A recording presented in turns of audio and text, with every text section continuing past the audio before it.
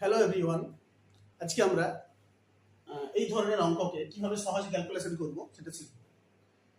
তো এখানে এই যে রুটকে আমরা যে কোনো বর্গমূলকে বা রুটকে যদি সূচক আকারে লিখি কত লেখা যায়?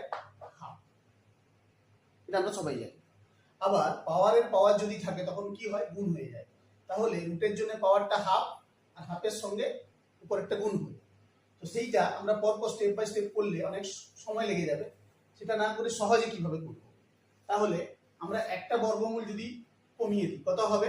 হাফ দিয়ে গুণ করা মানে এটা 24 হয়ে যাবে। আর একটা বর্গমূল তুলে দিলাম কত হবে? 12 হবে। আর একটা বর্গমূল তুলে দিলাম কত হবে? 6 হবে। আর একটা বর্গমূল তুলে দিলাম কত হবে? 3 হবে। তার মানে বর্গমূলগুলো সব উঠে গেল, পাওয়ারেও কমে কমে 3 হয়ে গেল। তার মানে অ্যাকচুয়ালি হলো 5 এর কিউব। তার মানে এর উত্তর হবে আমাদের 125। খুব সহজে হয়ে গেল না? ব্যাস, আশা করি বুঝতে পেরেছো।